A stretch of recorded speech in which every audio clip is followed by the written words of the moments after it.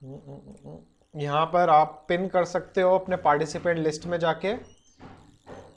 ठीक है बच्चे, तो शुरू करते हैं। अमीबा क्लासेस को हटा देते हैं, हो गया है अमीबा क्लासेस के लोगों का काम।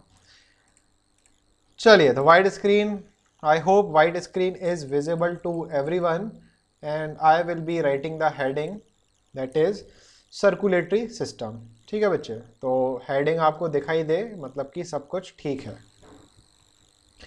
तो शुरू करते हैं आज सर्कुलेटरी सिस्टम से। सो आई होप सभी को सर्कुलेटरी सिस्टम लिखा हुआ दिखाई देने लगा होगा। जिसको दिखाई नहीं दे रहा है फटाफट से लिखकर बताओ कि नॉट विजिबल, तो थोड़े ऑप्शंस आपको हम दें कि बच्चे ऐसा ऐसा कर लेना। तो गूगल मीट पे सभी लोग सीख चुके हैं जहाँ तक है कि किस तरीके से प्रेजेंटेशन स्विच करना है, किस तरीके से वीडियो दिखाई देना है आसिफ सर की। चलो, तो 45 स्टूडेंट्स हो गए हैं, बहुत ही अच्छी बात है। आज तो मतलब मज़ा ही आने वाला है। काफ़ी सीनियर्स भी हैं इधर, काफ़ी जूनियर्स भी हैं, मतलब जो पहली बार पढ़ने वाले हैं। तो जो सीनियर हैं उनका एग्ज़ाम आने वाला है 10 जुलाई आई गेस, तो उनकी भी अच्छी रिवीजन हो जाएगा। चलिए, तो बिना किसी टाइम पास करे अपन शुरू करते हैं आज सर्कुलेटरी सिस्टम। सर आप फेमस होते जा रहे हैं, क्यों भाई, ऐसा क्या कर दिया हमने? Sir will you upload this video on YouTube? देखेंगे बेटा, सब यूट्यूब के भरोसे बैठे रहते हैं, यहाँ कोई ज्वाइन करता नहीं है। तो बाद में बताएंगे यूट्यूब पे अपलोड होगी कि नहीं, नहीं तो फिर तुम लोग फोकस नहीं करते हो ना ज्वाइन करते हो कि यूट्यूब पे तो अपलोड हो ही जाएगी। चलिए, तो सर्कुलेटरी सिस्टम की बात करते हैं बेटा। शुरू करते हैं फटाफट से। बच्चे, सर्कुलेटरी सिस्टम में जो हम पढ़ते हैं वो हम पढ़ते हैं ब्लड के बारे में। किसके बारे में बच्चे? ब्लड के बारे में। ब्लड को हम रुधिर, रक्त, खून, ये अलग अलग पर्यायवाची हैं जो हम हिंदी में यूज करते हैं, जिसका आपको जिंदगी में शायद ही काम में आए, क्योंकि ब्लड ही आप यूज में लोगे। ठीक है, अब बच्चे देखो, हमने आप प्लांट फिजियोलॉजी जैसे पता ही आपको, स्कूल के थ्रू आप प्लांट फिजियोलॉजी पढ़ ही रहे हो, मैम पढ़ा रही हैं बहुत ज़बरदस्त। यहाँ पे अगर हम बात करें तो यहाँ पे हम शुरू कर रहे हैं एनिमल फिजियोलॉजी, या एनिमल में भी जानवर तो आप लोगों, हम हैं शेर। तो यहाँ पे जनरली हम जो पढ़ने वाले हैं that will be human physiology. ठीक है, तो ह्यूमन फिजियोलॉजी में जो सबसे पहला चैप्टर है वो हम शुरू करने वाले हैं सर्कुलेटरी सिस्टम। और सर्कुलेटरी सिस्टम की थोड़ा सा ओवरव्यू अगर आप सुनो, ठीक है, सुनना ध्यान से। जैसे कि अगर हम बात करें, आपने ये पढ़ा होगा क्या कहते हैं इसको, परम के बारे में तो आप जानते ही होंगे, PARAM। ठीक है, परम। तो अगर हम एम की बात करें तो एम क्या होता है बच्चों? मैमल। जिसको परम नहीं पता है कोई बात नहीं, कोई दिक्कत वाली बात नहीं, अभी बस इतना ध्यान रखो कि हम यहाँ पे बात कर रहे हैं मैमल्स। और अगर आपको ये भी नहीं पता कि आप मैमल हो या पाइसेस हो, तो प्लीज बेटा वापस क्लास 6th में जाओ और दोबारा से 5 साल पढ़ो। दिवांग रिक्वेस्ट एक्सेप्ट तो ऑटोमेटिक हो रही है बच्चे, यहाँ पे हम किसी को ब्लॉक नहीं करे हुए हैं। सर कोई रिक्वेस्ट एक्सेप्ट कीजिए, कोई भेजे तो बेटा पहले, तब तो एक्सेप्ट करें। रिक्वेस्ट ऑन है, कोई भी ऐड हो सकता है जब तक हम चाहें, तो अभी सभी के लिए ऐड है। तो अगर हम बच्चे मैमल्स की बात करें, हम क्या हैं? मैमल्स हैं। ठीक, और मैमल्स की बात करें तो हमारे अंदर जो सर्कुलेटरी सिस्टम है वो कैसा है बच्चे? क्लोज्ड सिस्टम या क्लोज्ड सर्कुलेटरी सिस्टम। और इसका मतलब है कि जो ब्लड है, खून, रक्त, रुधिर, ये जो ब्लड है वो फ्लो करता है हमारे अंदर, किसमें? ब्लड वेसल्स में। किसमें बच्चों? ब्लड वेसल्स में फ्लो करता है। ठीक है, तो ये हमारी जो मैमल्स है, मैमल्स का स्पेशल फीचर है कि we have what type of circulatory system? Closed circulatory system. Lower animals की बात करें, जैसे जो पाइसेस हो गया, इनके पास होता है ओपन सर्कुलेटरी सिस्टम, इनके पास ब्लड वेसल्स नहीं होती हैं। तो उसके बारे में अभी हम ज्यादा डिस्कस नहीं करेंगे, हमें मतलब है अभी हाल फिलहाल किससे? मैमल्स से। तो मैमल्स की अगर हम बात करें तो हमारे पास क्लोज सर्कुलेटरी सिस्टम है, जिसमें क्या फ्लो करता है बच्चे? ब्लड। ठीक है। Sir does blood has biological name? No, blood is itself a biological name. Okay, blood की अगर हम बात करें तो सबसे पहले आपको यह पता होना चाहिए कि हमारा जो रक्त, रुधिर, लहू या ब्लड है उसमें होता क्या क्या है। तो ये फ्लो चार्ट एक हम बनाने वाले हैं, इसका बाद में स्क्रीनशॉट ले लेना जब हम बोले, तो ये फ्लो चार्ट आपके काम में आ जाएगा। ठीक है, तो ब्लड की बात करें बच्चे, ब्लड में होता है प्लाज्मा। किसकी माँ? प्लास्कीमा। ठीक है, प्लाज्मा। प्लाज्मा जो होता है वो होता है बच्चे 55%। जितने परसेंट तुम्हारे एग्जाम्स में आते हैं ना बच्चे, उतना परसेंट क्या होता है? प्लाज्मा। ठीक है, और फिर अगर हम दूसरे पार्ट की बात करें तो दूसरा पार्ट है हमारे पास फॉर्म्ड एलिमेंट्स। क्या है बेटा? Formed elements. फॉर्म्ड एलिमेंट्स तो 100 में से अगर माइनस करोगे 55 तो कितना आंसर आएगा? बताओ जल्दी से। 45। ठीक है, तो 45% क्या हो गया? Formed elements. अब फॉर्म्ड एलिमेंट्स में क्या होता है? फॉर्म्ड एलिमेंट्स में हमारे 3 सेल्स आ जाते हैं जो आप बचपन से, जब से पैदा हुए तब से आप पढ़ रहे हो बायोलॉजी में। कौन कौन से? एरिथ्रोसाइट्स। एरिथ्रोसाइट्स का घर का नाम क्या है बेटा? एरिथ्रोसाइट्स का घर का नाम क्या है? आरबीसी। ठीक है, आरबीसी। उसके बाद आता है ल्यूकोसाइट। ल्यूकोसाइट्स का घर का नाम डब्ल्यूबीसी। बहुत बढ़िया, तो डब्ल्यूबीसी हो गया। और उसके बाद तीसरा आता है थ्रोम्बोसाइट्स। थ्रोम्बोसाइट्स, और थ्रोम्बोसाइट्स का जो घर का नाम है वो क्या है? प्लेटलेट्स। ठीक है, सभी को पता है, प्लेटलेट्स, प्लेटलेट्स। अब ये मत कहना कि सर हमें आरबीसी और डब्ल्यूबीसी का फुल फॉर्म नहीं पता। वहीं आके बेटा आपके मोबाइल के अंदर घुस के एक झापड़ घर जाएगा अगर आपने ये बोला कि सर आरबीसी और डब्ल्यूबीसी का फुल फॉर्म हमें नहीं पता। ठीक है, तो ऐसा कहना भी नहीं तो वहीं घुस के हम मारने वाले हैं एक दो झापड़। तो डब्ल्यूबीसी, आरबीसी सभी को पता है, red blood cells, white blood cells, और तीसरा होता है प्लेटलेट्स।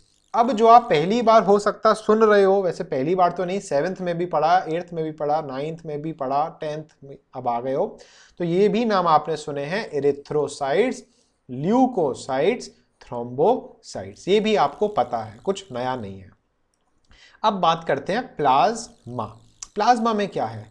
प्लाज्मा में बच्चे पानी होता है, और ये पानी अबाउट 90% होता है। ठीक है, 55 का परसेंट का 90% क्या है? वाटर। इसके अलावा फिर हमें मिलता है पीपी। पीपी का फुल फॉर्म होता है प्लाज्मा प्रोटीन्स। ठीक है बच्चे, तो पूरा ही आपको एग्जाम में लिखना होगा, प्लाज्मा प्रोटीन्स। फ्लोचार्ट बनाने को तो नहीं आएगा बट पता होना चाहिए, प्लाज्मा प्रोटीन्स। प्लाज्मा प्रोटीन में बेटा 3 प्रोटीन आते हैं, जिसमें से पहला प्रोटीन जो है वो है फिब्रिनोजन। बड़ा ही इंपॉर्टेंट है फिब्रिनोजन। उसके बाद फिर आता है ग्लोब्यूलिन, और ग्लोब्यूलिन के बाद एक होता है एल्ब्यूमिन। कौन सा बेटा? एल्ब्यूमिन। ठीक है, जिसमें से फिब्रिनोजन जो है, फिब्रिनोजन बहुत ज़्यादा इंपॉर्टेंट है।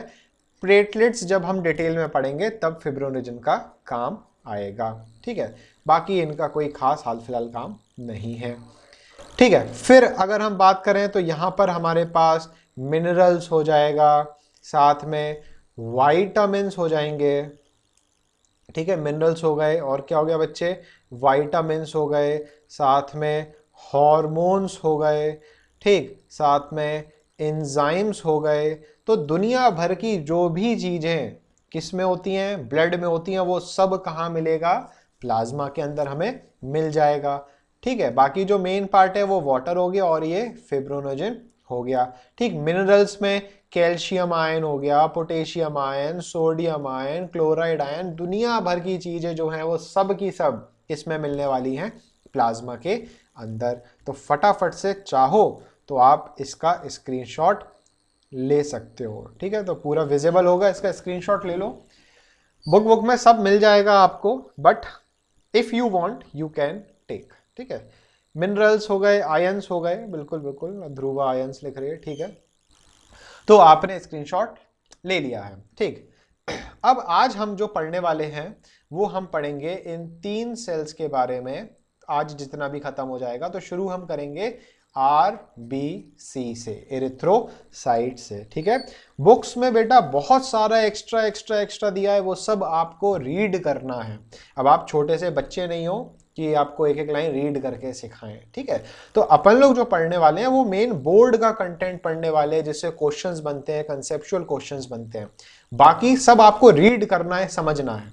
जीके के पॉइंट्स हैं कि भाई ब्लड कितना लीटर होता है, तो आंसर बता दो भाई, जिसको पता है कि अपनी ह्यूमन बॉडी में ब्लड कितने लीटर होता है, 5 लीटर होता है। तो ऐसे पॉइंट्स डिस्कस नहीं करेंगे, ऐसे पॉइंट्स आपको आपकी बुक में मिल जाएंगे कि भाई मेल्स में और फीमेल्स में कितना कितना होता है। तो वो कुछ इंपॉर्टेंट पॉइंट्स डिस्कस करेंगे और कुछ जो सिंपल से पॉइंट्स हैं वो आपको खुद बुक से पढ़ना है, क्योंकि खुद भी बेटा मेहनत करना है। ये 9th क्लास नहीं है कि बस पढ़ा देखा रटा मार्क्स ले आए। 10th क्लास में बोर्ड के क्वेश्चन बहुत घुमा फिरा के आते हैं और बहुत कंसेप्चुअल स्टडी करनी होती है, भले वो बायोलॉजी ही सब्जेक्ट क्यों ना हो। लोग कहते हैं बायोलॉजी तो रटने वाला सब्जेक्ट है, बट जो यहाँ पे 44 पार्टिसिपेंट्स में से जो पुराने पार्टिसिपेंट्स हैं, सीनियर बच्चे जो हैं, वो बच्चों अपने जूनियरों को कमेंट बॉक्स में लिखकर बताओ कि ये रटने वाला सब्जेक्ट नहीं है, कितना इंटरेस्टिंग, मज़ेदार और समझने वाला सब्जेक्ट है। ठीक है बच्चे, तो इसको रटने के फॉर्म में मत लेना कि बायोलॉजी यार रट लेंगे, बहुत कुछ समझने वाला होता है, ठीक है ना। चलो आगे बढ़ते हैं एरिथ्रोसाइट से शुरू करते हैं। पेन का कलर चेंज कर लिया जाए, रेड कलर ले लेते हैं। रेड की वेवलेंथ सबसे ज़्यादा होती है तो दूर तक नज़र आता है, इसीलिए जो लाइट्स होती हैं रेलवे ट्रैक पर स्टॉप वाली कौन सी होती है, रेड, ताकि दूर से नज़र आ जाए और ट्रेन रुक जाए। ठीक है, फिजिक्स का क्वेश्चन था, डिस्कस कर लिया है। एरिथ्रोसाइट्स की बात करते हैं। एरिथ्रोसाइट्स का घर का नाम है बच्चे RBC, जिसको हम प्यार से रेड ब्लड सेल बोलते हैं। ठीक है sir, biology not physics, biology का भी क्वेश्चन है, वेवलेंथ की बात कर रहे थे, चलो ठीक है। तो चलिए RBC की बात करते हैं बेटा, रेड ब्लड सेल की बात करते हैं। तो सबसे पहली बात कि जो रेड ब्लड सेल होता है उसका अगर आप साइड व्यू देखोगे तो वो आपको कुछ इस तरीके से दिखेगा, और फ्रंट व्यू देखोगे तो कुछ आपको इस तरीके से दिखेगा। तो ये वाला जो शेप है इसको हम क्या बोलेंगे बच्चों, बाई कॉनकेव, और इसको हम क्या बोलेंगे, सर्कुलर शेप। बस देखने का नजरिया है, जैसे अलग अलग चीजों का अलग अलग नजरिया होता है, ऐसे ही RBC को साइड से देखोगे तो बाइकॉनकेव देखेगा, सामने से देखोगे तो सर्कुलर दिखेगा। ठीक है, फिर RBC के कलर की बात करें बेटा, तो RBC का कलर क्या होता है, रेड। और रेड कलर कौन से पिगमेंट की वजह से होता है, सभी को पता होगा, वो पिगमेंट का नाम कौन सा है बेटा, हीमोग्लोबिन। कौन सा पिगमेंट है बच्चे, हीमोग्लोबिन। ठीक है, ये भी आपको पता है, कोई नई बात नहीं है। अब अगर हम इसके फंक्शन की बात करें, ठीक है, इसके फंक्शन की बात करें तो RBC का फंक्शन क्या होता है, ट्रांसपोर्टेशन। ठीक है, क्या काम होता है बच्चे, ट्रांसपोर्टेशन, और transportation of oxygen and carbon dioxide. Oxygen और कार्बन डाइऑक्साइड का ट्रांसपोर्टेशन करेगा from where to where, from lungs to tissue. Oxygen है तो वो कहां से कहां जाएगा, लंग्स से टिश्यू, एंड फ्रॉम, और अगर कार्बन डाइऑक्साइड है तो वो कहां से कहां जाएगा बच्चे, टिश्यू टू लंग्स। ठीक है, सिंपल सी चीज है। तो ट्रांसपोर्टेशन करता है। क्लास 9th में बच्चे रेस्पिरेटरी सिस्टम में आपने ये पूरा पढ़ा था कि ये हो गया हमारे पास ट्रैकिया, ये हो गई क्या बेटा, ब्रोंकस, यहाँ पे सी शेप कार्टिलेज लगे होते हैं, और जब हम इनहेल करते हैं तो ऑक्सीजन एंटर होती है, the blood sorry the air is rich in oxygen. तो ये ऑक्सीजन जाती है और हमारे कहाँ तक पहुँचती है, structural and functional unit of lungs, जिसको बच्चे हम क्या बोलते हैं, लिखकर बताओ, एल्वियोलाई। बहुत बढ़िया। और एल्वियोलाई में जब ये ऑक्सीजन आ जाती है तो नीचे से जो कैपिलरीज जाती हैं उसमें ये ऑक्सीजन डिफ्यूज करती है। Inner lining of blood vessels is called what, what is the inner lining of blood vessel called, endothelium. बहुत बढ़िया, शाबाश euglena classes, so proud of you, very good. तो यहाँ पे बेटा एंडोथीलियम पता है आपको, 9th क्लास में आपने पढ़ा है, बहुत बढ़िया ध्रुव एंड युगलीना। तो यहाँ पे जो होता है ऑक्सीजन सिंपल डिफ्यूजन करके यहाँ जाएगी। तो अब ये तो कौन सा वाला पार्ट है बच्चे, लंग्स, यहाँ से ट्रेवल करके हार्ट से होते हुए जाएगी सीधे कहाँ बेटा, टिश्यू में। तो ये जो ऑक्सीजन है, ये ऑक्सीजन कौन ट्रांसपोर्ट कर रहा है यहाँ पर, आरबीसी। आरबीसी कैसे कर रहा है? क्यों? क्योंकि उसके पास बेटा क्या है? हीमोग्लोबिन। हीमोग्लोबिन ऑक्सीजन के साथ कंबाइन करके क्या बनाता है बेटा? Oxy haemoglobin. क्या बनाएगा? Oxy haemoglobin. ये ऑक्सी हीमोग्लोबिन आएगा कहां तक? टिश्यू तक आएगा। टिश्यू में बच्चे कौन सा प्रोसेस चलेगा जो क्लास 9th में पढ़ चुके हो? ऑक्सीजन की रिक्वायरमेंट कौन से प्रोसेस में होगी? Aerobic respiration. एरोबिक रेस्पिरेशन होगा तो टिश्यू से बच्चे कौन सी गैस निकलेगी? Carbon dioxide. और फिर ये कार्बन डाइऑक्साइड के साथ ये हीमोग्लोबिन कंबाइन करेगा, और हीमोग्लोबिन जब कार्बन डाइऑक्साइड के साथ कंबाइन करता है तो बनाता है कार्ब अमीनो हीमोग्लोबिन। पूरी स्पेलिंग नहीं लिखी है बट ध्यान से सुनो, क्या लिखा बेटा? Carb amino haemoglobin. जिन बच्चों के दिमाग में आ रहा है कार्बोक्सी हीमोग्लोबिन, बच्चे कार्बोक्सी हीमोग्लोबिन तब बनता है जब हीमोग्लोबिन कार्बन मोनोऑक्साइड के साथ कंबाइन करता है। अब ये कार्ब अमीनो हीमोग्लोबिन बन गया। ये कार्ब अमीनो हीमोग्लोबिन बेटा आरबीसी की हेल्प से ट्रेवल करते करते वापस कहां पहुंचेगा? लंग्स के पास। तो यहां पे सिंपल सा है, लंग्स से टिश्यू में क्या ट्रांसपोर्ट हो रही? ऑक्सीजन। और टिश्यू से लंग्स में क्या ट्रांसपोर्ट हो रही बच्चे? Carbon dioxide. तो इस तरीके से जो आरबीसी है बेटा, ये आरबीसी हेल्प करता है ट्रांसपोर्टेशन का।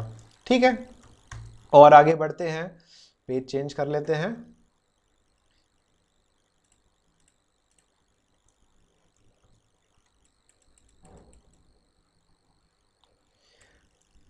ठीक है, फिर अगर हम नंबर्स की बात करें बच्चे, तो ये होते हैं 5 मिलियन। कितने बेटा? 5 मिलियन पर मिलीमीटर क्यूब। ये क्या है? आरबीसी का नंबर 5 मिलियन। 5 मिलियन बेटा इंडियन नंबर सिस्टम में कितना हुआ? 5 मिलियन इंडियन नंबर सिस्टम में कितना होता है? कोई कमेंट में नहीं लिख रहा है। मुकुल ने लिखा, सिद्धार्थ ने लिखा, अक्षांश ने लिखा। ठीक है, बहुत बढ़िया। ये होते हैं बेटा 50 लाख। तो पर मिलीमीटर क्यूब मतलब कि अगर एक क्यूब है बेटा, क्यूब आप जानते ही हो, एक क्यूब है जिसकी हर साइड की जो लेंथ है वो कितनी है? 1 मिलीमीटर। तो इससे जो वॉल्यूम प्रोड्यूस होगा, इसके अंदर जो वॉल्यूम होगा, इस वॉल्यूम के अंदर कितने आरबीसी होंगे? 50 लाख। ठीक है, तो 5 मिलियन तो होगा किसमें? जनरली ये होते हैं मेल्स में। किसमें बेटा? मेल्स में। बट फीमेल की अगर हम बात करें तो फीमेल में होते हैं 4.5 मिलियन। ठीक है, फीमेल में कितने बेटा?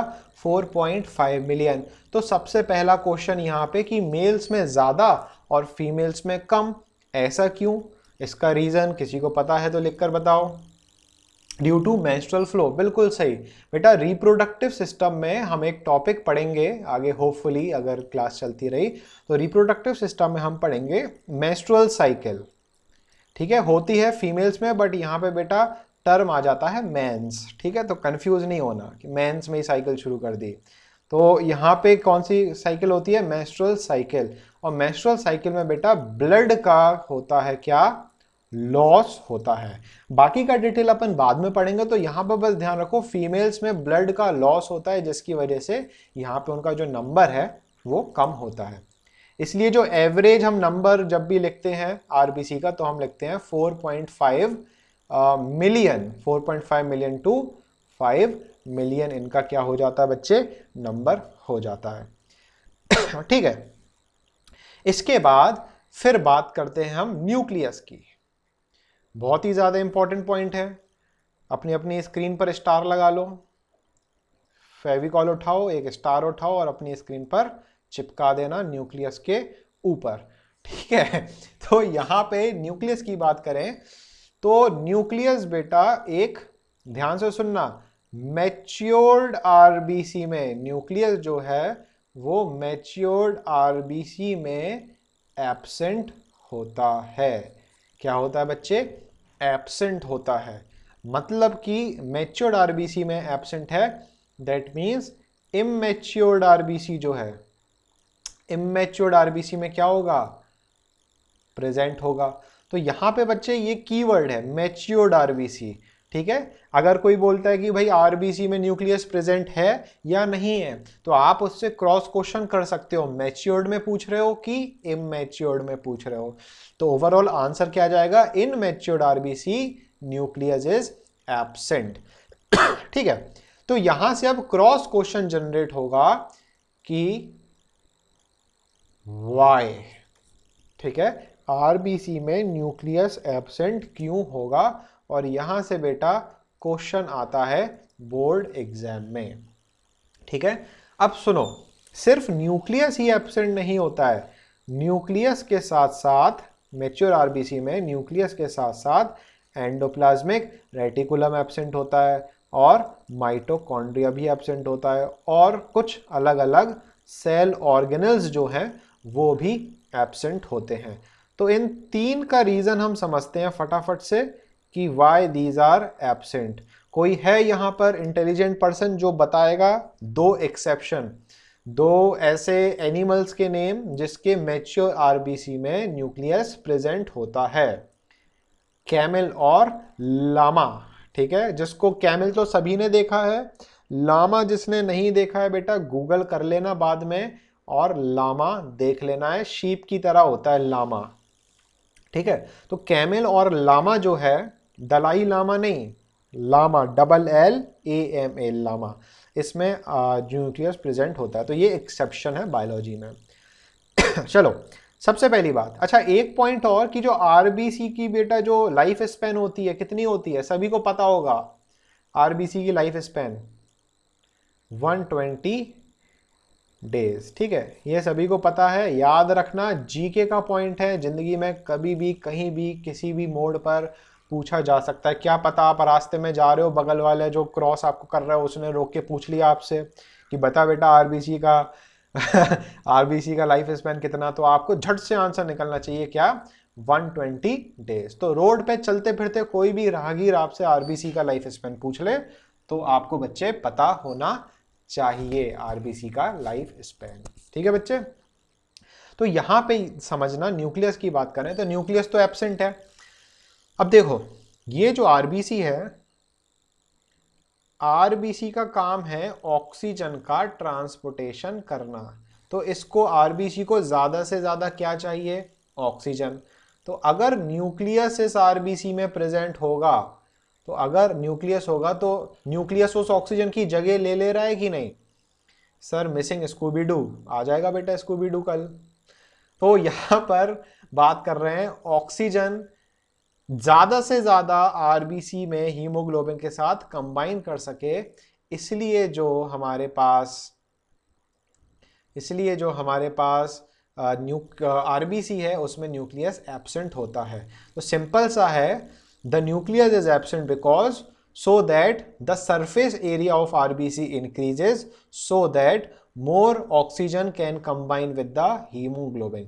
न्यूक्लियस एब्सेंट है तो उतना ही ज्यादा हीमोग्लोबिन होगा, जितना ज्यादा हीमोग्लोबिन होगा उतनी ज्यादा ऑक्सीजन कंबाइन करेगी, उतना ज्यादा ऑक्सी हीमोग्लोबिन बनेगा, और जितना ज्यादा ऑक्सी हीमोग्लोबिन बनेगा उतना ज्यादा ऑक्सीजन लंग्स से जाएगा। कहां पर, लिखकर बताओ, लंग्स से जाएगा कहां पर, टिश्यू में जाएगा। शाबाश अक्षांश, युगलीना, मुकुल, रजनी, लॉजिक, समीर, अंश, बहुत बढ़िया। And Chirag and Nazneen and Suman सभी ने लिख दिया। चलिए दिव्यांग भी, ठीक है। तो सिंपल सा कंसेप्ट है, न्यूक्लियस इसलिए एब्सेंट होता है। और न्यूक्लियस, अब आप कहोगे सर न्यूक्लियस नहीं है तो सर्वाइव कैसे करेगा, बेटा इसकी लाइफ स्पेन कितना है, 120 डेज। 120 डेज के बाद ये क्या करेगा, मर जाएगा। और इसकी भी कहानी अलग है। 120 दिन बाद होता क्या है, जो हीमोग्लोबिन होता है, हीमोग्लोबिन में कौन सा एलिमेंट प्रेजेंट होता है, कौन सा आयन प्रेजेंट होता है हीमोग्लोबिन में, आयरन। बहुत बढ़िया, अच्छा हुआ आयरन मैन नहीं लिखा तुम लोग ने, नहीं तो टोनी स्टार्क आ जाता है अभी। तो यहां पर प्रेजेंट होता है बच्चे आयरन का एलिमेंट या आयन। और ठीक है, और आगे क्या लगा हुआ है हीम के आगे, ग्लोब्यूलिन। ग्लोब्यूलिन किसका पार्ट है, प्लाज्मा प्रोटीन का। याद हो अभी अभी हमने प्लाज्मा में पढ़ा था फिब्रोनोजन, ग्लोब्यूलिन और एल्ब्यूमिन। तो ग्लोब्यूलिन किसका पार्ट है, हीमोग्लोबिन का, प्रोटीन बना रहा है। तो 120 दिन के बाद, मरने के बाद, ये जो आयरन है ना बेटा, ये जाता है कहाँ? बोन मैरो में। कहाँ जाएगा बच्चे?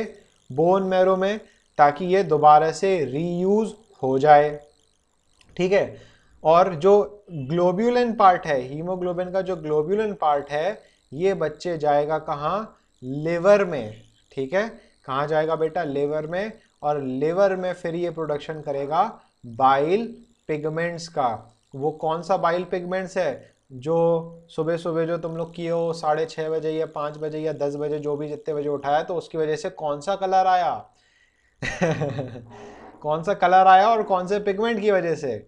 येलो कलर आया, और कौन से पिगमेंट की वजह से? किसी को पता है? बिली रूबिन एंड बिली वर्डन। बहुत बढ़िया चिराग। तो यहाँ पे पिगमेंट कौन सा है? बिली रूबिन। ठीक है। तो यहाँ पे हीमोग्लोबिन की खत्म हो गई कहानी। अब जो आरबीसी जो था बेटा 120 दिन बाद मरा, तो इसकी जो मेम्ब्रेन थी, ठीक है, आरबीसी की जो मेम्ब्रेन थी, जो रप्चर्ड मेम्ब्रेन थी, अब इसका क्या होगा? ठीक है ना, जैसे वो शोले पिक्चर में पूछता है ना, अब तेरा क्या होगा कालिया। तो ऐसे ही हमने पूछा कि बेटा अब ये जो आरबीसी है उसकी जो रप्चर्ड मेम्ब्रेन है बच्चे, उसका क्या होगा? ये रप्चर्ड मेम्ब्रेन कहाँ जाएगी? स्प्लीन में। कहाँ पहुंचेगी बच्चे? स्प्लीन में पहुंचेगी। और स्प्लीन में पहुंचती है और वहां पे डिकम्पोज हो जाती है, डेड हो जाती है, खत्म हो जाती है। इसीलिए स्प्लीन को हम क्या बोलते हैं? जोर से बोलो, क्या बोलते हैं हम इसे? Graveyard of RBC. बहुत बढ़िया, शाबाश। तो इसीलिए स्प्लीन को बेटा हम बोलते हैं जय माता दी शुरू कर दिया तुम लोग बोलना, हमें पता था, बहुत चालू हो। इसीलिए बेटा स्प्लीन को हम बोलते हैं ग्रेवयार्ड ऑफ आरबीसी, आरबीसी का कब्रिस्तान, क्योंकि वहां पर रप्चर्ड आरबीसी पहुंचती। और एक बच्चे ने, शायद ध्रुवा ने लिखा था, उस रप्चर्ड आरबीसी को हम क्या बोलते हैं? Ghost RBC. तो ये भूतिया आरबीसी पहुंची कहां? ग्रेवयार्ड में, कब्रिस्तान में। और वो कब्रिस्तान क्या है बच्चे? स्प्लीन। सिंपल सा प्रोसेस है। ठीक है। तो ये तो कहानी खत्म हो गई न्यूक्लियस की, अच्छी बात है। अब बात करते हैं हम एंडोप्लाज्मिक रेटिकुलम। क्लास 9 में बच्चे आपने पढ़ा था एंडोप्लाज्मिक रेटिकुलम जो होता है, इसका फंक्शन होता है सेल को सपोर्ट करना, फ्रेमवर्क देना, स्ट्रक्चरल सपोर्ट करना। अब अगर भी क्या है? एब्सेंट। तो इसकी वजह से जो आरबीसी है, आरबीसी में क्या बढ़ेगी? फ्लेक्सिबिलिटी बढ़ेगी। आरबीसी में फ्लेक्सिबिलिटी बढ़ेगी तो वो बहुत आसानी से क्या कर सकेगा? ट्रेवल करेगा लंग्स से टिश्यू में, टिश्यू से वापस लंग्स में। इसीलिए ईआरबी एब्सेंट होता है। फिर बात करते हैं माइटोकॉन्ड्रिया। माइटोकॉन्ड्रिया को किस नाम से जानते हो तुम लोग? लिख कर बताओ भाई। कुछ 9th क्लास के क्वेश्चंस पूछने वाले हैं अब हम, बिल्कुल रेडी रहना चैट बॉक्स में। तो माइटोकॉन्ड्रिया को बच्चे आप लोग जानते हो power house of the cell के नाम से। अब फटाफट से बताओ, रेस्पिरेशन का 9th क्लास का क्वेश्चन है, रेस्पिरेशन का कौन सा प्रोसेस माइटोकॉन्ड्रिया में होता है? देखते हैं सबसे पहले आंसर कौन देता। ऑक्सीडेशन ऑफ फूड, वो तो ठीक है। क्रेब साइकिल, बहुत बढ़िया, शाबाश चिराग। चिराग ने सबसे पहली बार सही जवाब दिया, क्रेब साइकिल होती है, बिल्कुल ठीक है भाई। अब क्रेब साइकिल बेटा है, तो ये क्रेब साइकिल अगर होगी तो कौन सा रेस्पिरेशन होगा? एरोबिक रेस्पिरेशन कि एनएरोबिक रेस्पिरेशन? जल्दी से बताओ। Aerobic respiration. और अगर एरोबिक रेस्पिरेशन होगा तो ऑक्सीजन यूज होगी कि नहीं होगी? यूज होगी, बिल्कुल होगी। तो बच्चे अगर ध्यान से सुनना, माइटोकॉन्ड्रिया अगर आरबीसी में होगा तो ऑक्सीजन तो माइटोकॉन्ड्रिया यूज कर लेगा बेटा, और अगर ऑक्सीजन यूज कर लेगा तो फिर वो ट्रांसपोर्ट कैसे कराएगा टिश्यू तक? अरे कुछ झपा दिमाग में, कुछ दिमाग में गया कि माइटोकॉन्ड्रिया क्यों एब्सेंट होता है? ठीक है, दोबारा से सुनना बेटा। इसीलिए जो आरबीसी है वो कैसी रेस्पिरेशन करेगा? एन एरोबिक रेस्पिरेशन, ताकि वो ऑक्सीजन का यूज ना करे। ऑक्सीजन का यूज नहीं करेगा तो ज्यादा से ज्यादा ऑक्सीजन लंग्स से कहाँ पहुंचेगी बेटा? टिश्यू में पहुंचेगी। बड़ा ही सिंपल कंसेप्ट है तीनों का। समझे बच्चे? दोबारा से इसको रिवाइज करते हैं, फिर थोड़ा सा 2 मिनट्स ब्रेक लेंगे अपन लोग, क्योंकि हम भी बहुत प्यासे हो गए, बट रुकेंगे नहीं अभी, हम फिर से रिवाइज करेंगे। बोर्ड में बेटा क्वेश्चन आता है, इसलिए इस पे ज़्यादा फोकस हम कर रहे हैं। हमें रीज़न पता चल गया कि न्यूक्लियस क्यों एब्सेंट है, ताकि सरफेस एरिया बढ़े। जितना ज़्यादा सरफेस एरिया उतना ज़्यादा हीमोग्लोबिन, जितना ज़्यादा हीमोग्लोबिन उतना ज़्यादा वो ऑक्सीजन से कंबाइन करेगा, उतना ज़्यादा ऑक्सी हीमोग्लोबिन बनेगा, उतना ज़्यादा ऑक्सी हीमोग्लोबिन ट्रेवल कर पाएगा लंग्स से टिश्यू तक, और जितना ज़्यादा टिश्यू तक ऑक्सीजन पहुंचेगा उतनी ज़्यादा एरोबिक रेस्पिरेशन होगी, और जितनी ज़्यादा एरोबिक रेस्पिरेशन होगी उतनी ज़्यादा एनर्जी का प्रोडक्शन होगा, और जितनी ज़्यादा एनर्जी का प्रोडक्शन होगा उतनी ज़्यादा एनर्जी से आसिफ सर आपको पढ़ा पाएंगे। न्यूक्लियस का समझे बेटा? समझे न्यूक्लियस का काम? बड़ा ही सिंपल है। ठीक है, इसके बाद हम बात करते हैं ईआर। ईआर का हमें पता है, ईआर स्ट्रक्चरल सपोर्ट देता है, फ्रेमवर्क प्रोवाइड करता है सेल को। जैसे अगर हम अपनी बॉडी से स्केलेटल सिस्टम पूरी 206 हड्डियां हटा दें, गायब कर दें, तो अमीबा की तरह रेंगोगे। ठीक है, स्किन आपकी सूडोपोडिया की तरह काम करेगी, बट ऐसा नहीं होता है। तो आरबीसी में ईआर एब्सेंट इसलिए होता है ताकि आरबीसी को बच्चे क्या मिले? फ्लेक्सिबिलिटी। फ्लेक्सिबल होगा तभी वो आराम से क्या कर पाएगा बच्चे? ट्रेवल कर पाएगा और ऑक्सीजन को लेके जा पाएगा लंग्स से टिश्यू तक। फिर आता है तीसरा, भाई साहब कौन आते हैं? अब तो हम भी थक गए, बस 1 मिनट और, उसके बाद पानी पियेंगे अपन सब लोग। तीसरा आता है बच्चे कौन? Mitochondria absent. क्यों होता है? माइटोकॉन्ड्रिया ऑक्सीजन लेता है, उसको एरोबिक रेस्पिरेशन करेगा, तो माइटोकॉन्ड्रिया होगा तो ऑक्सीजन यूज होगी, ऑक्सीजन यूज हो जाएगी तो फिर ऑक्सीजन हीमोग्लोबिन के साथ कंबाइन कैसे करेगा जब माइटोकॉन्ड्रिया खुद ऑक्सीजन का यूज कर लेगा? ये तो गड़बड़ वाली बात हो गई। तो इसलिए माइटोकॉन्ड्रिया एब्सेंट होगा तो एरोबिक रेस्पिरेशन नहीं होगी, एरोबिक रेस्पिरेशन नहीं होगी तो ऑक्सीजन यूज नहीं होगा, ऑक्सीजन यूज नहीं होगा तो वो हीमोग्लोबिन के साथ कंबाइन करेगा, हीमोग्लोबिन के साथ कंबाइन करेगा तो ऑक्सी हीमोग्लोबिन बनेगा, ऑक्सी हीमोग्लोबिन बनेगा तो वो टिश्यू तक जाएगा, टिश्यू तक जाएगा तो एरोबिक रेस्पिरेशन होगी, एरोबिक रेस्पिरेशन होगी तो ज्यादा से ज्यादा ऑक्सीजन बनेगी, ज्यादा से ज्यादा ऑक्सीजन बनेगी तो एनर्जी भी, सॉरी, ज्यादा से ज्यादा कार्बन डाइऑक्साइड बनेगी, और एरोबिक रेस्पिरेशन होगा तो ज्यादा से ज्यादा एनर्जी का प्रोडक्शन होगा, और ज्यादा से ज्यादा एनर्जी का प्रोडक्शन होगा तो आसिफ सर उतनी ही एनर्जी से आपको पढ़ा पाएंगे। बड़ा ही सिंपल कंसेप्ट है बेटा। ठीक है। शॉर्ट ब्रेक लेते हैं, वीडियो हम ऑन कर रहे हैं, फटाफट से चाहो तो वीडियो पर आ सकते हो, हमें देख सकते हो, और प्लीज जूम आउट स्क्रीनशॉट। अभी हाल बेटा करते हैं स्क्रीनशॉट जूम आउट, फटाफट से पानी वानी पी लो। ये रही हमारी बोतल, इतना सारा पानी एक बार में पीने वाले हैं अब हम, और आप लोग भी फटाफट से पानी पी लें। ठीक है, आगे कंटिन्यू करते हैं, फिर निपटा लो जरा पानी। पानी ही है, काश रूह अफ़ज़ा होता है इसके अंदर।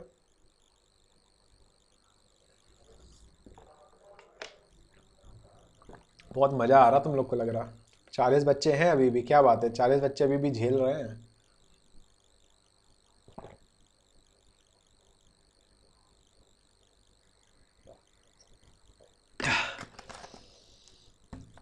तो मज़ा आ रहा है सर्कुलेटरी पढ़ने में? सर आपको झेलते नहीं, चलो अच्छी बात है, बहुत बच्चों को मज़ा आ रहा है। तो ऐसे ही मज़ा आएगा बायोलॉजी में खैर पढ़ने में। जो हमारे पुराने स्टूडेंट्स हैं वो तो खैर जानते ही हैं साल भर कितने मज़ा किया। सर बैकग्राउंड अच्छा है। हाँ बेटा, ये कुछ कलेक्शन है, ये फ़ोटो फ्रेम 2 बच्चों ने गिफ्ट किया था, और काफ़ी सारी चीज़ें हैं जो तुम लोग गिफ्ट करते रहते हो। कुछ कार्ड्स भी लगे हुए हैं, एक कार्ड ये लगा हुआ है, एक कार्ड ये लगा हुआ है, बाकी अमीबा क्लासेस का रजिस्ट्रेशन फॉर्म जो तुम लोगों ने पिछले साल भरा था, और भी बहुत सारी चीज़ें। आगे यहाँ पर अगर देखोगे तो यहाँ पे देखो, तुम लोग को दिखाते हैं। यहाँ पर अगर देखोगे तो आसिफ सर के पोर्ट्रेट भी बने हुए हैं। यहाँ पे वो स्टूडेंट ने अमीबा क्लासेस का दिया था, ये पोर्ट्रेट्स लगे हुए हैं। एक चिराग ने बनाया था, एक सीनियर स्टूडेंट है उसने बनाया था। तो सभी कुछ सजा के रखते हैं हम, जो भी आप लोग देते हैं। और बहुत ही मतलब इम्पोर्टेंट चीज़ें रहती हैं। आप लोग जो भी कार्ड, गिफ्ट्स, पेन वैन, मतलब जो भी आप कुछ करके देते हैं, हम सब कुछ संभाल कर रखते हैं। कुछ चीज़ें होती हैं वो सामने लगा देते हैं ताकि दिखती रहें, अच्छा लगता है। क्योंकि आप लोग इतनी ज़्यादा मेहनत करते हो, मतलब अपने टीचरों के लिए, हमारे लिए, इतनी नई नई चीज़ें बना के, तो उसका आउटपुट मिलना चाहिए। सही बात है कि नहीं? ठीक है, चलो। और भी काफ़ी सारी चीज़ें हैं नीचे रखी हुई हैं, काफ़ी ऊपर और लगी हुई हैं, बढ़िया बढ़िया चीज़ें हैं। चलो खैर, हाल फिलहाल सब बढ़िया है। आगे बढ़े। चलो बच्चे, आगे बढ़ा जाए। ठीक है कि WBC कल शुरू किया जाए, क्या कहते हो तुम लोग? आगे कंटिन्यू करें? WBC थोड़ा सा और पढ़ लो। कल कल कल WBC का फ्लो चार्ट अपन पढ़ लेते हैं। जो फ्लो चार्ट है वो पढ़ लेते हैं WBC का, जो आपने 9th क्लास में भी पढ़ा था। 5 मिनट और लगेंगे बच्चे, ओनली 5 more minutes। उसके बाद फिर आप इस जेल से पीछा छूट के जा सकते हो। ठीक है, तो हम भी थक गए और पंखा भी बंद है, गर्मी में बैठे हैं, देखो पंखा भी बंद है। पंखा चालू कर देंगे तो फिर आवाज़ साफ नहीं आएगी, यहाँ पे पसीना आ रहा है, तो सर जेल नहीं है। चलो तो वीडियो ऑफ करते हैं, फटाफट से स्क्रीन पर आते हैं। स्क्रीनशॉट किसी को बेटा, एसी नहीं लगा है हमारे कमरे में, एसी नहीं है, पंखा और कूलर है, तो दोनों से आवाज़ आती है, इसलिए ऑफ कर देते हैं उसको। तो स्क्रीनशॉट बेटा जिसको भी लेना है ले सकते हो, थोड़ा सा जूम कर ले। ठीक है, एक स्क्रीनशॉट ये ले लो, फिर नीचे स्क्रॉल कर देंगे तब ले लेना। यूट्यूबर्स की परेशानी प्रखर समझ सकता है, क्योंकि प्रखर म्यूज़िक बनाता है गिटार से और गाना बड़ा अच्छा गाता है प्रखर, तो उसको पता है कि जो पंखा वंखा है ये सब ऑफ करके करना पड़ता है। सही बात है, यूट्यूबर की भावनाओं को ही समझ सकते हैं। ठीक है, ये वाला स्क्रीनशॉट ले लो बाकी का। ठीक है, इसके बाद फिर WBC को फिर आगे अपन बढ़ते हैं, शुरू करते हैं। ठीक है भाई, चलो स्टार्ट करते हैं। स्क्रीनशॉट आपने ले लिया होगा, यहाँ पे तो पूरी स्क्रीन ही ख़त्म हो गई। चलिए यहाँ आगे बढ़ते हैं। WBC का बेटा क्लासिफिकेशन देख लेते हैं फटाफट से। WBC जैसे कि आप जानते हो, इसको हम क्या बोलते हैं बच्चे? ल्यूकोसाइट्स बोलते हैं। प्रखर earns 5 lakh monthly from YouTube. क्या बात है बेटा, सोशल ब्लेड वाली अर्निंग बता रहे हो क्या? चलो खैर, अच्छी बात है। कुछ भी आई नो बेटा, कुछ भी बोल रहा है ये। खैर टाइम लगता है बेटा, भले ही म्यूज़िक वाले यूट्यूबर्स हों, बहुत टाइम लगता है।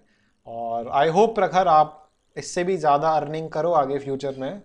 माई best wishes are with you, and I see all your videos. जो भी आप गिटार में सिखाते हो, गाना गाते हो, बड़ा अच्छा लगता है कि चलो बच्चे जो हैं वो पढ़ाई के अलावा भी कुछ कर रहे हैं। नहीं तो सब बेचारे पढ़ाई पढ़ाई में लगे रहते हैं, नौकरी सबकी लगनी नहीं है। बेरोजगारी आई हुई है, करे तो करे क्या? ठीक है। चलो तो प्रखर लगे रहो ऐसे ही, म्यूजिक पे भी ध्यान दो, पढ़ाई पे भी ध्यान दो। और ये बच्चे ध्यान रखना, आपको ग्रेजुएशन तक की पढ़ाई करना बहुत ज़रूरी है।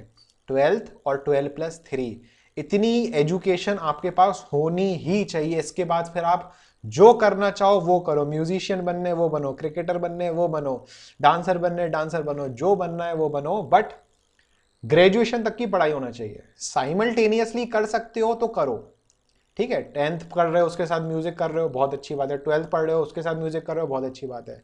बट 12+3 तक की एजुकेशन जरूरी है आज के टाइम में, बहुत ज्यादा। ठीक है, चलिए WBC आगे शुरू करते हैं, भावनाओं में डूब गए थे हम। वापस आते हैं WBC।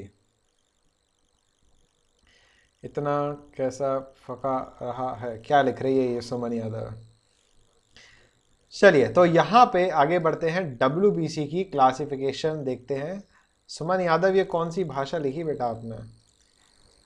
चलो, WBC के तो खैर अभी हाल फिलहाल 2 ही पार्ट होते हैं, ये पूरा ही उड़ गया है। तो WBC के 2 पार्ट हैं, कौन कौन से बच्चे? पहला है हमारे पास ग्रेनुलोसाइट्स, ठीक है, और दूसरा हमारे पास क्या है बेटा? ए ग्रेनुलोसाइट्स। जिनको चार्ट याद है बहुत अच्छी बात है, बुक में भी देख सकते हो, बुक में भी देख कर आंसर दे सकते हो, कोई दिक्कत नहीं है। ग्रेन्युलोसाइट्स वो होते हैं जिनके साइटोप्लाज्म में ग्रेन्यूल्स मिलते हैं, तो वो 3 हैं। इओसिनोफिल्स, ठीक है, डिटेल अपन कल देखेंगे इसकी। इओसिनोफिल, एसिडोफिल्स, एसिडोफिल्स, अरे यहाँ पे शायद हम ही कंफ्यूज हो रहे हैं, एसिडोफिल्स को ही इओसिनोफिल बोलते हैं। अगला हो जाएगा बेसोफिल्स, ठीक है, बेसोफिल्स, और जो थर्ड है वो हो जाएगा न्यूट्रोफिल्स, ठीक है। Eosinophils is also called as acidophils, तो कंफ्यूज नहीं होना जैसे हम हो गए, चलो कोई बात नहीं। तो इओसिनोफिल, बेसोफिल और न्यूट्रोफिल। इओसिनोफिल कहाँ से वर्ड हमें मिल गया, एसिड, ये हो गया बेस, और ये क्या हो गया बच्चे, न्यूट्रल। तो इन तीनों टाइप के WBC में क्या मिलते हैं, ग्रेन्युलोसाइट्स। एक ग्रेन्युलोसाइट्स की बात करें तो यहाँ पे 2 आ जाते हैं।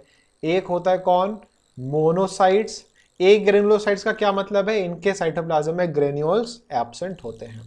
और दूसरे हो जाएंगे कौन से, लिम्फोसाइट्स, ठीक है। डिटेल में आपने 9th में हमने पढ़ाई था आपको कि लिम्फोसाइट्स के भी 2 पार्ट होते हैं। वो 2 पार्ट कौन कौन से होते हैं लिखकर बताओ, और उसी के साथ फिर अपन बैच भी खत्म करते हैं। चिराग ने आंसर दिया बिल्कुल सही, B cells and T cells, ठीक है। इम्यूनिटी का पार्ट है ये, ज़्यादा अभी डिस्कशन वाला नहीं है, कल शुरू करेंगे। तो ये जो बेटा फ्लो चार्ट है ना, ये आपको सरिता अग्रवाल बुक में और सेलिना बुक में, दोनों बुकों में आपको मिल जाएगा, और उस फ्लो चार्ट को अच्छी तरह पढ़ लेना, कल अपन डिस्कस करेंगे बाकी का, ठीक है। तो प्रेजेंटेशन स्टॉप कर रहे हैं हम, और यहाँ पे ये मैसेज किसका आ गया भाई, चलिए तो यहाँ पे आज बैच रोकते हैं, कल डिटेल में फ्लो चार्ट के बारे में देखेंगे। और बच्चों जो भी RBC के बारे में छोटे छोटे पॉइंट्स स्किप हो गए हों, वो आपकी जिम्मेदारी है, एक बार बुक से ज़रूर इन सब पॉइंट्स को आप रीड करना, ठीक है। सर केमिस्ट्री की नूतन की बुक आ रही, ना कि सेलिना की। बेटा सेलिना पढ़ो, अगर मार्क्स चाहिए बोर्ड में सेलिना पढ़ो, नूतन वूतन साइड में फेंक दो, पहले कह रहे हैं हम आपसे। सेलिना पढ़ोगे मार्क्स आएंगे बोर्ड में, सीधी बात, ठीक है। बस इस चीज को समझ लो आप, केमिस्ट्री में सेलिना पढ़ो, सेलिना के जितने क्वेश्चन है उनको सॉल्व करो, जितनी थ्योरी है वो पढ़ो, गारंटीड अच्छी तरह पढ़ोगे सेलिना तो आपके मार्क्स बनेंगे। और नूतन पढ़ोगे तो हो सकता है 1-2 नंबर कम रह जाएं, तो चॉइस आपकी है। स्कूल वाले तो नूतन चला रहे हैं, वो हमें पता चला, बट जैसे SFC है, सेंट फ्रांसिस में बायोलॉजी और केमिस्ट्री दोनों की ही बुक सेलिना चल रही है कई सालों से, और उनका रिजल्ट भी बहुत अच्छा बनता है, स्कोर भी बहुत अच्छा करते हैं, टॉपर भी निकलता है। अपन लोग कैथेड्रल वाले पीछे रह जाते हैं, क्योंकि कुछ माइनर मार्क्स का चेंजेस आ जाता है बेटा। मतलब जो सेलिना बुक पढ़ते हैं वो 100 स्कोर कर सकते हैं, नूतन या दूसरी कोई बुक पढ़ोगे तो हो सकता है 97-98 तक स्कोर कर पाओ, क्योंकि 1-2 नंबर का ऐसा रहता है जो एक्सक्लूसिव सेलिना में आपको एग्जैक्ट डिट्टो मिलता है। तो इस बार आपके ऊपर है बेटा, नूतन बुक है उसको भी पढ़ो, सेलिना बुक है उसको भी पढ़ो, जितना ज़्यादा पढ़ोगे उतने अच्छे मार्क्स आएंगे, ठीक है। और मेन बात, आखिरी बात ये कि कोई सी भी बुक हो, मेन आपके फिर माइंड पे डिपेंड करता है कि किस तरीके से आप नॉलेज को गेन कर रहे हो, कोई सी भी बुक हो। But if you want to score 100, Selina is your book, not Nootan और नन अदर बुक, ओके। चलिए, तो इस बार तो कैथेड्रल ही टॉप करेगा, सही बात है, चिराग से पूरी उम्मीदें हैं। और देखते हैं कौन कौन है, चिराग है, मुकुल है, बहुत सारे स्टूडेंट्स हैं जो एकदम कंपटीशन के लिए बिल्कुल रेडी है। अच्छी बात है बेटा, मेहनत करो, और मेहनत करोगे तो फल बहुत अच्छा मिलेगा। और क्योंकि मेहनत है, हार्ड वर्क कभी वेस्ट नहीं जाता, ये याद रखना, ठीक है। मोटिवेशनल लेक्चर नहीं देंगे अगर हम, ख़त्म करते हैं, कल शुरू करेंगे, ठीक है बच्चों। तो कल शुरू करने वाले हैं अपन लोग